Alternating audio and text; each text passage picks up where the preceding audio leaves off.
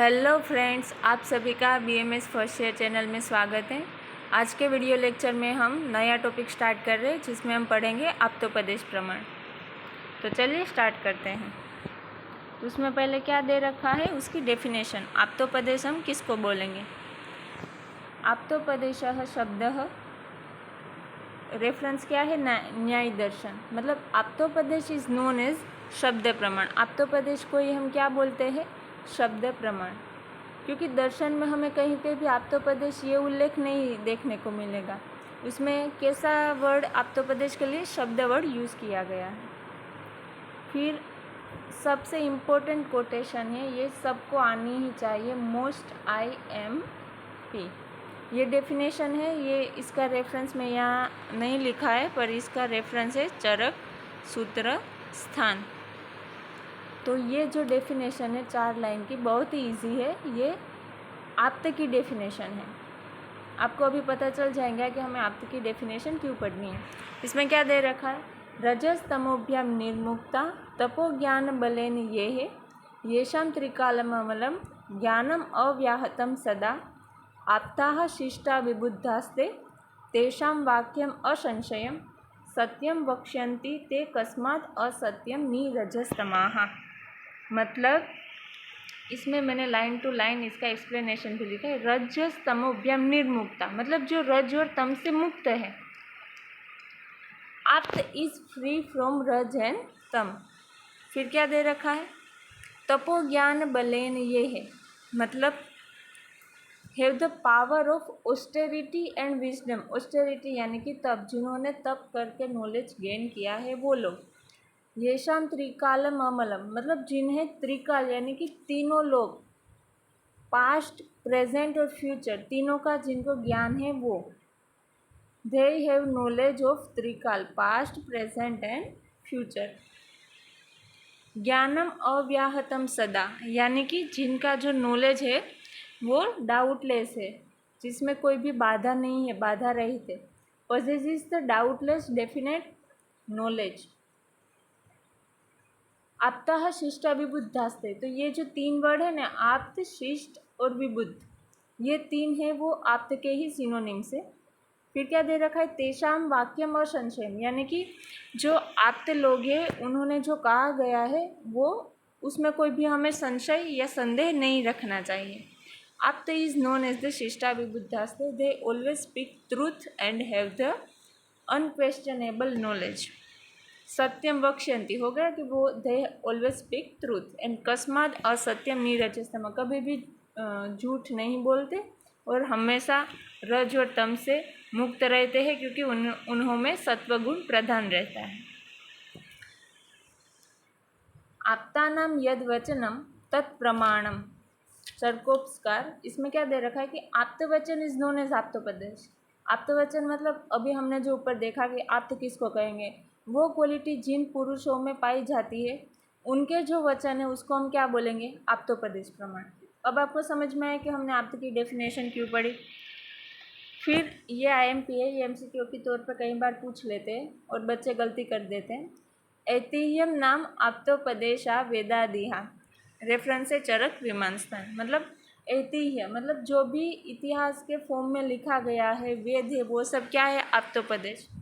वैसे तो वेद को आयुर्वेद ईश्वर प्रोक्त कहा गया है कि वो सब ईश्वर द्वारा बोला गया है, याद किया गया है।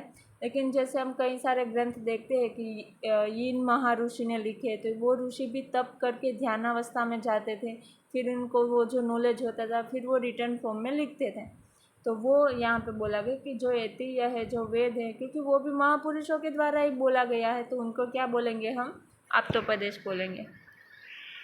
फिर अब देख लेते हैं उसके सिनोनिम्स। सिनोनिम्स में क्या क्या दे रखा है? आप्तवचन, जैसे हमने देखा आगे कि आप्तोपदेश किसको बोलेंगे? जो भी आप्त पुरुष ने बोला है वो, तो आप्तवचन। फिर आप्तश्रुति, आप्त लोगों ने जो बोला और हमने जो सुना वो।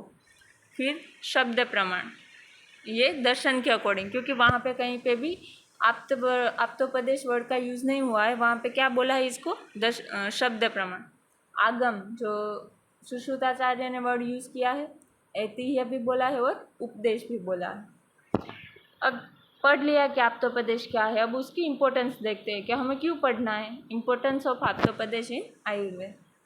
आप्तोपदेश word is used by Charakacharya, मतलब हमारे जो आचार्य चरक थे उन्होंने आप्तोपदेश वर्ड सबसे पहले यूज़ किया था। तो और सुश्रुताचार्य ने इसके लिए क्या वर्ड यूज़ किया है, आगम। Charakacharya placed is it first among the प्रमाण। सब कितने सारे प्रमाण हैं, हम प्रत्यक्ष देख रहे हैं, अनुमान देखा, तो बहुत सारे प्रमाण हैं, उसमें सबसे पहला स्थान आचार्य चरक ने आप्तोपदेश प्रमाण को दिया। अलौकिक thing is possible only by आप्तोपदेश, मतलब जो भी अलौकिक ज्ञान है उसको हम आप्तोपदेश से ही देख सकते हैं या उसका नॉलेज गेन कर सकते हैं। वो कैसे?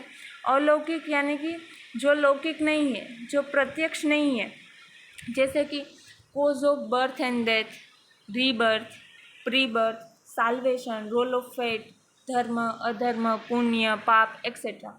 मतलब जन्म का क्या कारण है, मृत्यु का क्या कारण है, पुनर्जन्म है या नहीं है, पूर्व जन्म है या नहीं है, साल्वेशन यानी कि मोक्ष जो दर्शन का एम है वो, फिर लक जैसा कुछ होता है या नहीं, धर्म है या नहीं, अधर्म, पुण्य क्या है, पाप क्या है।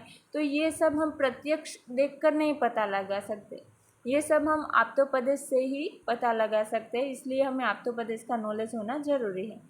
फिर क्या बताया गया है, बेज ऑफ प्रत्यक्ष अनुमान एक्सेट्रा प्रमाण, मतलब जो प्रत्यक्ष अनुमान आदि प्रमाण है उसका बेज है। वो कैसे?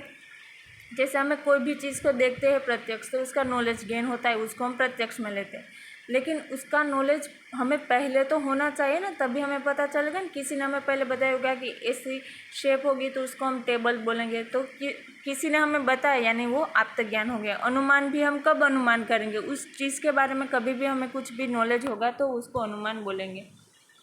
फिर ये क्लिनिकल इम्पोर्टेंस बताया गया है कि रोगी रोग परीक्षा, औषध, ग्राह्य अग्राह्य, शोधन, मात्रा, घातक मात्रा एक्सेट्रा नॉन बाय आप्तोपदेश। मतलब हमने अच्छे से सभी संहिता पढ़ी होगी, क्लास में अच्छे से सभी क्लास अटेंड की होगी, तब जो हमें टीचर ने पढ़ाया होगा तो तभी तो हमें पता चलेगा कि क्या मतलब अच्छी मात्रा क्या है, घातक मात्रा क्या है, शोधन कैसे करना चाहिए, रोगी की परीक्षा कैसे करते हैं, रोग की परीक्षा कैसे करते हैं, औषध को किस काल, कौन सी औषध को किस काल में ग्रहण करना चाहिए। तो ये सब हमें हमारी संहिता से सीखने को मिलेंगे, और संहिता आचार्यों ने लिखी है, चरक आचार्य, सुश्रुताचार्य, वाग्भट, तो वो सब आते हैं, इसलिए इसको बोला गया कि ये सब आप्तोपदेश में आएगा। तो ये क्लिनिकली इनका इम्पोर्टेंस बताया गया है। विदाउट द नॉलेज ऑफ आप्तोपदेश चिकित्सा इज़ इम्पॉसिबल, क्योंकि हमें कोई ट्रूथ यानी कि ट्रू नॉलेज ही पता नहीं होगा तो हम चिकित्सा कैसे करेंगे। सभी तो आयुर्वेद का ही हम एग्जांपल लें तो संहिता नहीं पढ़ी होंगी तो आप आयुर्वेदिक प्रैक्टिस नहीं कर सकते। इसलिए यहाँ पे बताया गया कि विदाउट द नॉलेज ऑफ आप्तोपदेश चिकित्सा इज़ इम्पॉसिबल। आई होप कि आप सबको वीडियो समझ में आ गया होगा। अगर आपको हमारी वीडियो अच्छी लगे तो हमारे चैनल को सब्सक्राइब करें और वीडियो को लाइक और शेयर करें। Thank you.